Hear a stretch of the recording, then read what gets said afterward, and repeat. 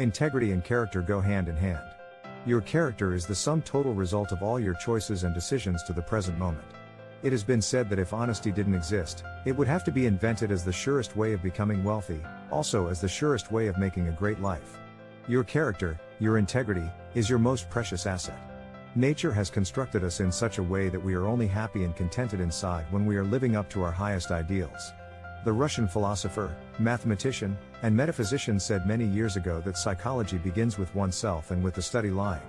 Uspansky explained that man is a lying organism, that human beings go to the greater lengths to protect themselves from reality, and they live enmeshed in a web of lies.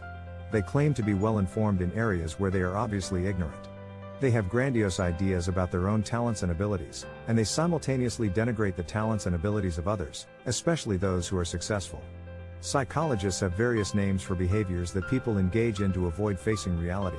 Names like repression when we push it under or push it away, projection when we project our own negative qualities onto others, delusion when we live in a world of our own making, and especially denial of reality.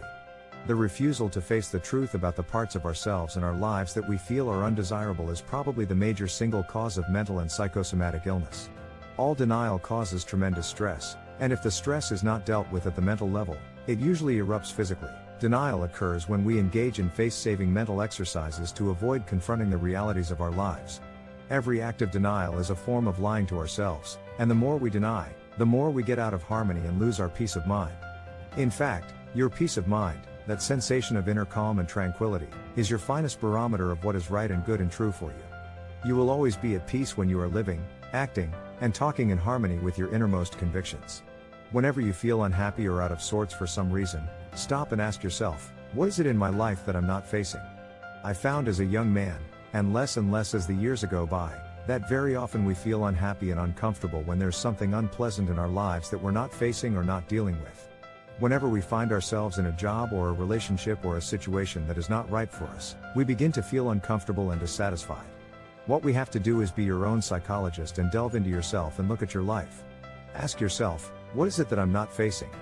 The solution to any uneasy feeling, any situation of denial in your life, is to confront the situation head on and resolve it one way or another. This is something that often takes tremendous courage. Often we live a lie because we rationalize that somehow it will benefit others, and we have no right to be selfish. However, the truth is that you never do anybody any lasting good by compromising your integrity. Couples that stay together when the love has gone out of the marriage for the sake of the children find that they hurt their children more than they could possibly imagine. There is nothing that so undermines and destroys the character and personality of a child as to grow up in a loveless home. It's always far better that the child be with one parent who loves them completely rather than two parents who don't love each other at all. The real reason people stay in a bad situation is usually fear of some kind.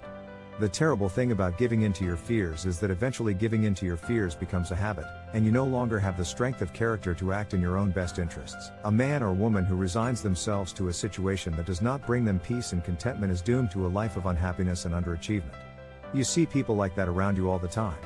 The natural tendency of human nature is to do and say what is fun or easy rather than what is right and necessary.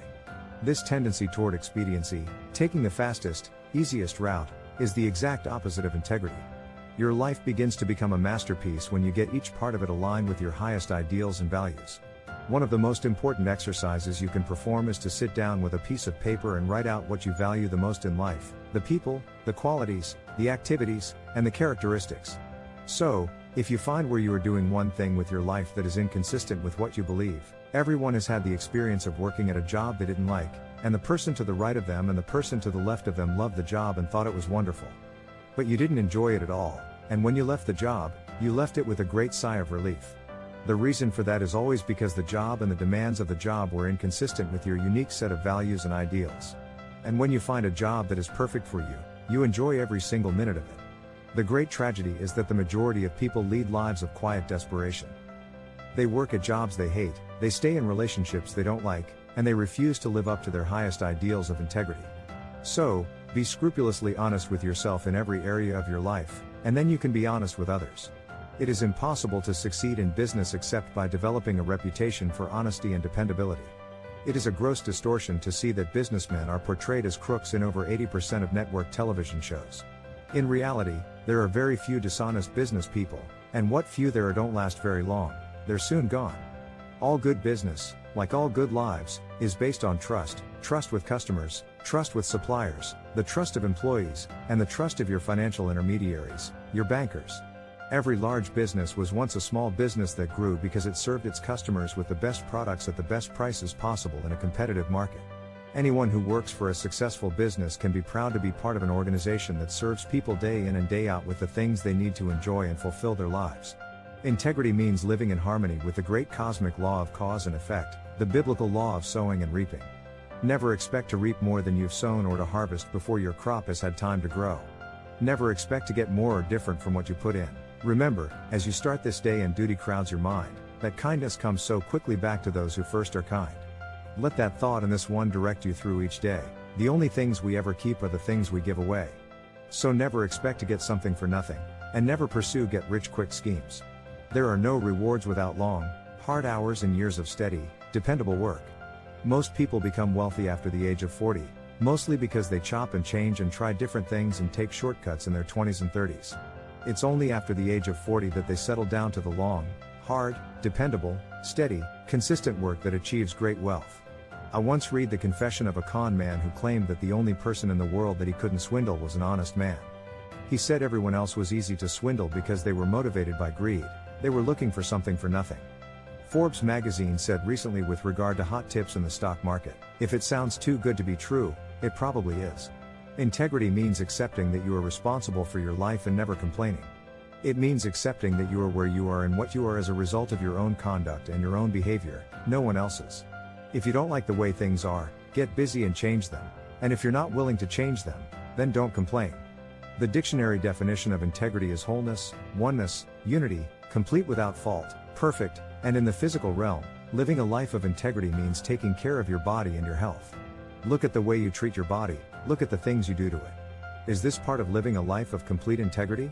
One of the best rules for healthy living is to resolve right now to outlive your doctor and take care of yourself as though you plan to live to 100. One of the things that you should do is set a goal to live to be 100 years old, and then sit down and make a plan. Look at everything that you're doing today and ask, is this going to assure that I live to the maximum lifespan possible? What many people do in their younger years is they do things to their bodies.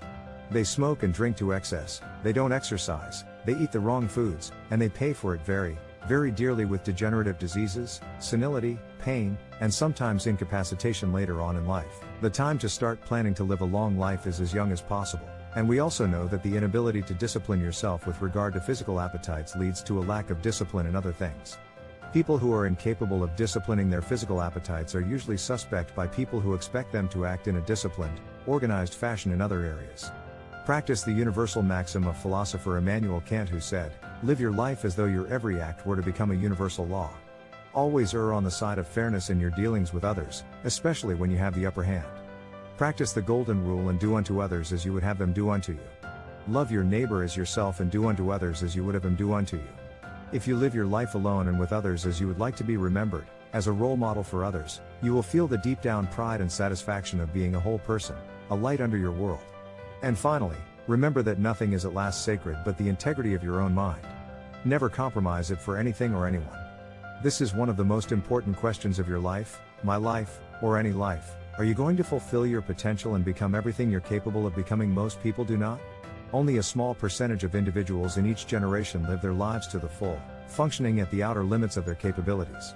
The majority simply live lives of quiet desperation, feeling helpless and trapped by circumstances beyond their control, by fears and doubts that hold them back. I'm convinced that fear is and always has been the great enemy of human potential. More people are held back by fears, real and imagined, conscious and unconscious, than by any other factor. Children are born with only two fears, the fear of loud noises and the fear of falling. All other fears are learned as we grow up. The psychological impact of punishment, scolding, and spanking, all meant to help us learn, is the development of feelings of inferiority, inadequacy, and self-doubt. These feelings translate into fears of failure, fears of rejection, fears of poverty, loss, lack, and limitation. We know that whichever emotion is strongest in us will determine our response to any situation, and whatever emotion we give into the most becomes the controlling emotion in our lives. For most people, fear is the dominant emotion. The opposite of fear is love, especially self-love, self-esteem, which is expressed in desire. That's why intense desire, a powerful emotion, is the starting point of all great success, because if your desire is strong enough, it will overcome your fears. If fear is the great enemy of human potential, especially the fear of failure, then the great business of success depends upon the development of courage. The future belongs to the risk takers. They are the movers and shakers, the people who make things happen. The risk takers are the tiny minority who lead the human race forward, who face their fears, who act in the face of uncertainty, and dare to move forward. Courage is the indispensable requirement of greatness. Yet courage, as Kipling said, is not the absence of fear but the control of fear, mastery of fear, which can be learned as all emotions are learned. The Greek military historian Thucydides said that self-control is the basis of self-respect, and self-respect is the basis of courage. We develop courage by taking full and complete control over our lives and our thinking. That is why it is so vitally important to accept 100% responsibility, to set clear, specific, challenging goals, to commit yourself to becoming excellent in your chosen field, and to act with integrity in all situations. Each of these actions builds self-confidence and self-esteem and simultaneously diminishes the role of fear in your decision-making. You can overcome your fears and develop the habit of courage by practicing the behaviors of others who have done it before you. Remember, only action is action. Only your actions express your true beliefs and values. The first part of triumph is always to try. Every great life begins with an act of courage, often daring, going beyond your personal boundaries into unexplored terrain, controlling and mastering your fears as you advance. The hero is just an ordinary person who is brave 5 minutes longer than the others. You develop courage by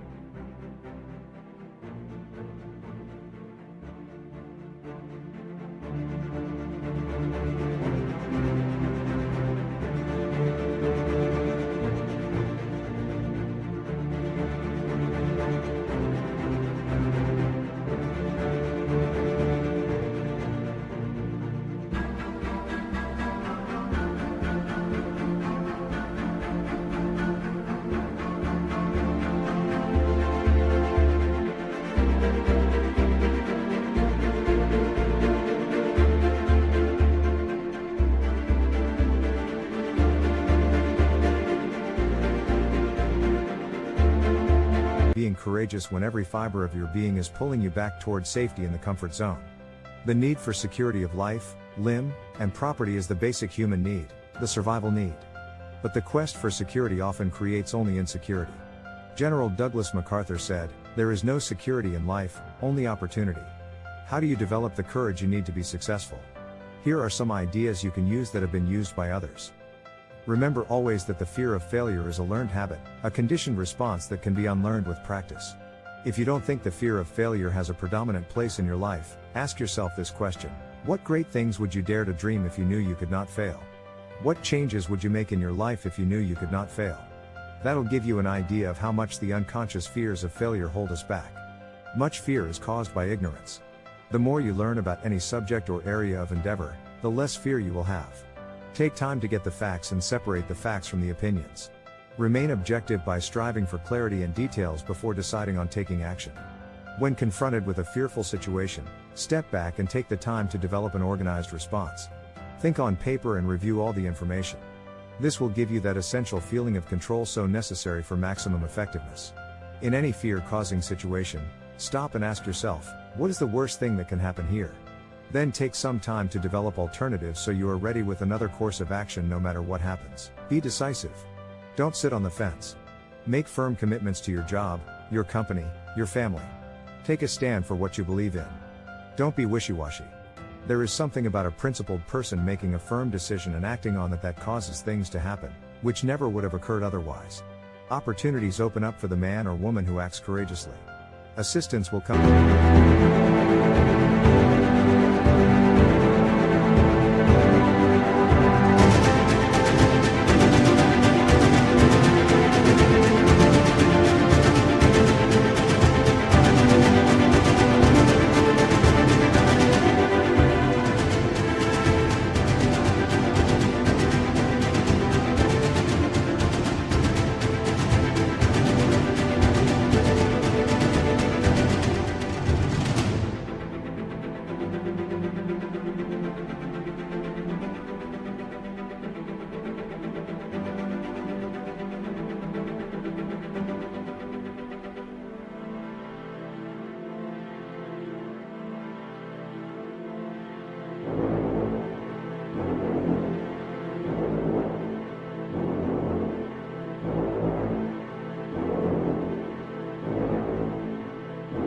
come to you in ways you cannot predict.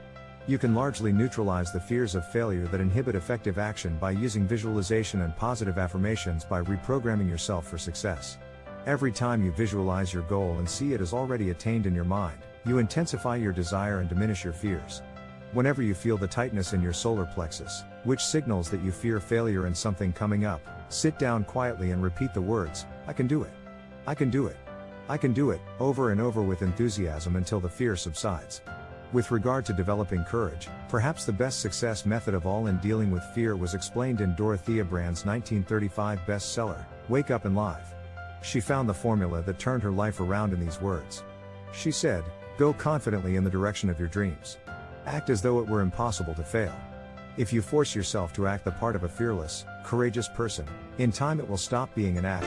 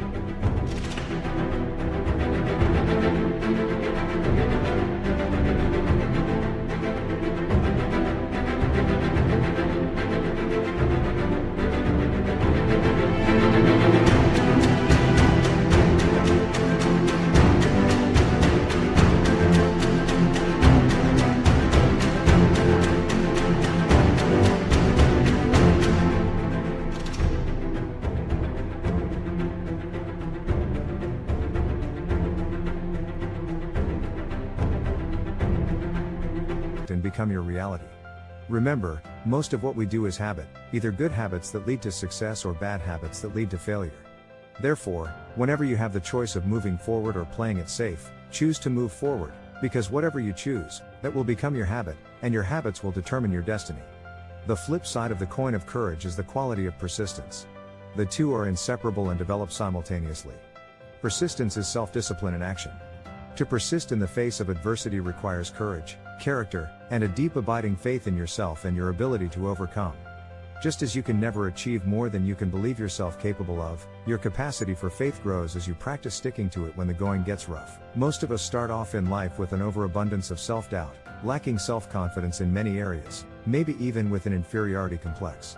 In fact, your willingness to persist in spite of temporary setbacks and disappointments is your true measure of your belief in yourself and in your ability to succeed.